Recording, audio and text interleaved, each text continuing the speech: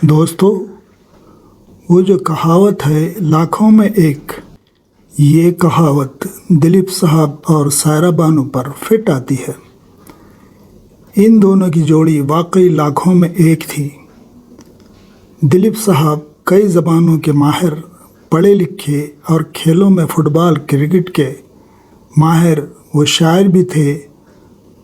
और ये बात कम लोग जानते हैं कि दिलीप साहब होम्योपैथी के भी माहिर थे, यानी वो एक ऑलराउंडर पर्सनालिटी के मालिक थे। हो सकता है कामिनी कौशल की तरफ इनका अट्रैक्शन इसी वजह से हुआ था कि वो भी एक पढ़ी लिखी और बेहद सुलझी हुई हीरोइन थी। अगर कामिनी कौशल की बहन के गुजर जाने और बहन के बच्चों की खातिर अपने बहनोई से शादी करने पर ख़ानदान ने मजबूर न किया होता, ये दोनों शादी भी कर लेते। मगर कहते हैं जोड़े तो आसमान में बनते हैं, तो अल्लाह ताला ने इनकी जोड़ी सायरा बानू से लिख दी थी। सायरा बानू लंदन में पली बड़ी एक खूबसूरत और पढ़ी लिखी लड़की, जो बचपन से ही दिलीप साहब पर फरिफ्ता हो चुकी थी और उसने दिल ही दिल में ठान लिया था कि वो अगर शादी करेगी तो सिर्फ दिलीप साहब से। जब वो फिल्मों में आई तो कुछ ही साल में वो फिल्म इंडस्ट्री की हाईएस्ट पेड हीरोइन बन गई थी और अपने कैरियर के उरूज के दौर पर इनके दिल की मुराद पूरी हुई और दिलीप साहब के साथ इनकी शादी हो गई। शादी के बाद जो हालात ससुराल में सायरा बानू के साथ पेश आए, उसकी वजह से वो बीमार रहने लगी और हाई ब्लड प्रेशर का शिकार हो गई।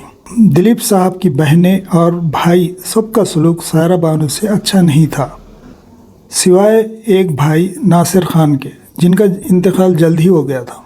और दिलीप साहब ये देखते हुए सायरा बानू से कहा था कि वो अपनी माँ के पास रहे, अलहदा घर में रहे। मगर सायरा बानू बहुत ही समझदार, सीधी सादी, हालात से समझौता करने वाली लड़की थी।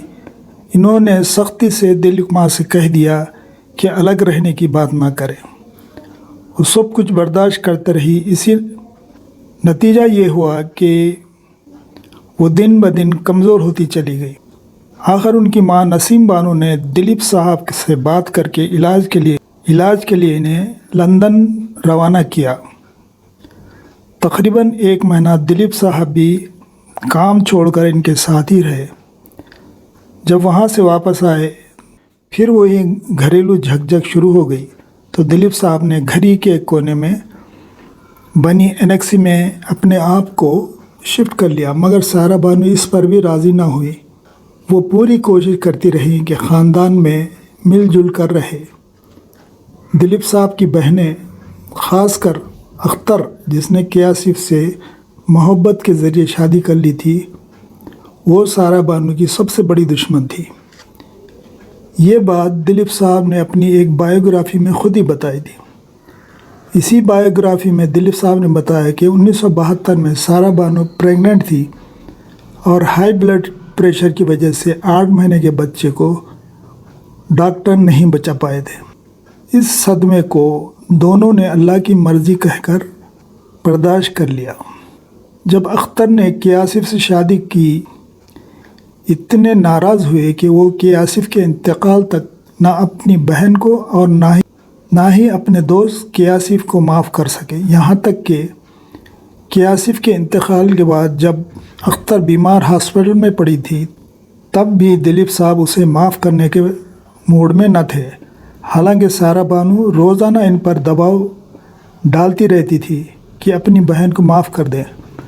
वो अपनी सबसे बड़ी दुश्मन के लिए दिलीप साहब से इसरार करके कहती कि आखिर वो आपकी बहन है। कुछ दिन बाद दिलीप साहब ने सायरा बानू की बात मान ली और वो और सायरा बानू दोनों अख्तर से मिलने हॉस्पिटल गए।